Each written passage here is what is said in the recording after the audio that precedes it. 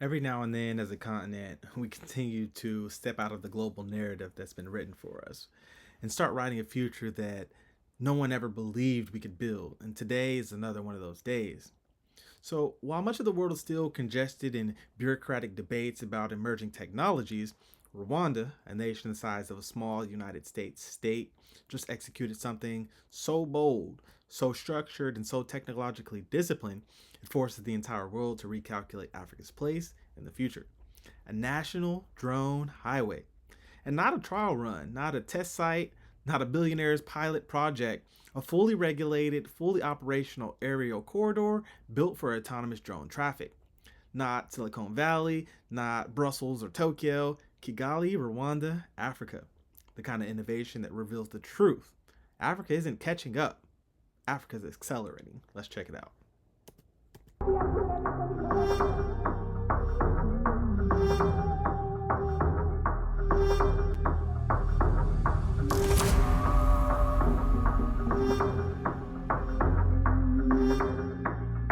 And remember, if you want more Africa First stories, the world media often ignored, don't forget to hit like, comment, and subscribe to the channel improve. You don't check things out.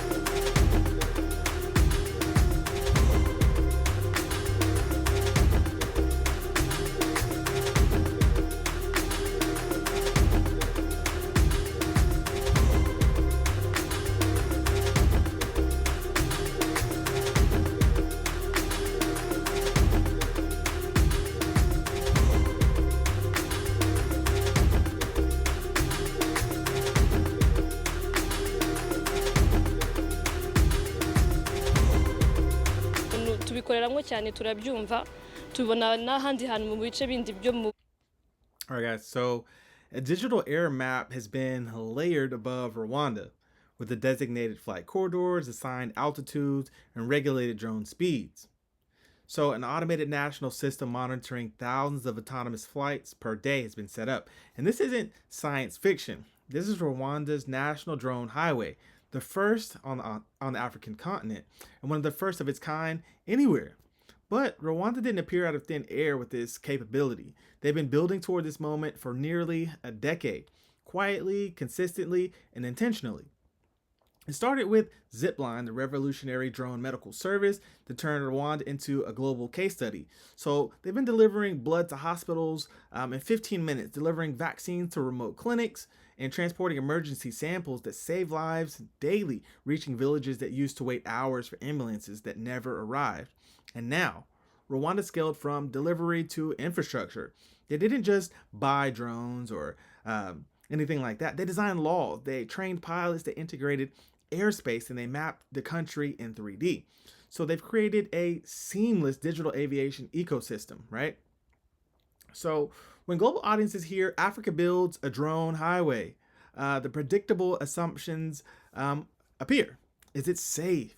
Is Africa ready for that? Who regulates it? Isn't this too advanced, right? The condescension writes itself. So what's actually happening here is Rwanda now operates one of the most advanced drone governance systems globally. We're talking automated routing, air traffic integration, real-time tracking, remote ID, weather-based dynamic flight paths, and certified training, national scale mapping, right? Continent-wide exception plans.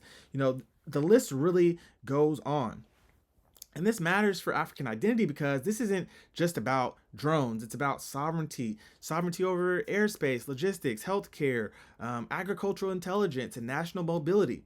So for decades, Africa's been told to wait, to ask for help, follow the global process, or be realistic, right? So Rwanda refused these scripts and built the system. So this is more than a technology upgrade. It's a continental inflection point, right? So let's break down some of the ripple effects, right? Healthcare revolution. So with this drone highway, Rwanda can continue to deliver blood, vaccines, insulin, anti-venom, emergency aid, medical supplies within minutes and not hours. And it's already been saving thousands of lives through this drone system for over 10 years now. And the new system multiplies that impact exponentially.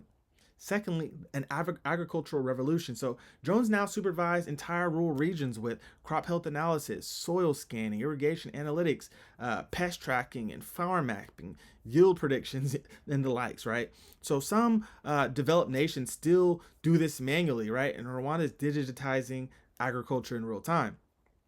Third, there's disaster management opportunities. So floods, landslides, rural fires, earthquakes, and now Rwanda is able to deploy these drones faster than vehicles, so they can scan these disaster zones, reroute maps, and deliver supplies, as well as direct rescue teams. So that's amazing, mashallah. Then national governance and infrastructure. So government agencies use drones for border monitoring, anti-poaching operations, election security and road inspections, utility checks, urban planning, resource management. I mean, just think about if you've ever been in a large crowd recently and if you've just looked up and happened to see a drone, right? Youth employment and tech talent. A drone highway creates valuable jobs. So drone pilots, data analysts, GIS engineers, hardware technicians, air traffic coders, and software architects, among the likes. So some countries are still debating 5G conspiracy theories, right? Rwanda's negotiating 2050 at this point. So while the drone highway is just in phase one, Rwanda is planning autonomous delivery networks, village level drone hubs, and fully automated emergency corridors, right? Drone vocational schools nationwide, agricultural drone expansions for all districts, a second corridor connecting eastward across the borders. So this is an opportunity for a Pan-African drone grid connection, connecting Kenya, Ghana, Cote d'Ivoire, Senegal, and Nigeria. So just imagine a continent where medical supplies crosses borders autonomously and crops are monitored from Dakar to Nairobi. Flood alerts trigger instant drone deployment as well. So if you are impressed by Rwanda's drone highway, just like I am, wait until Africa launches the Continental Air Mobility Network that ends border delays forever. So family, this drone highway isn't about machines in the sky. It's about a continent crafting a future that refuses to wait for global permission. It proves something powerful. Africa leads when Africa builds. So the emotional truth delivery here is Africa didn't wait for this future. It became the future. So mashallah, that's your Africa Insight for today. Please don't forget to like, comment, and subscribe because I'm Mr. Empower TV. We don't chase the headlines, we chase the truth behind them. This is Mr. Empower, and I'll see you on the next video. Peace.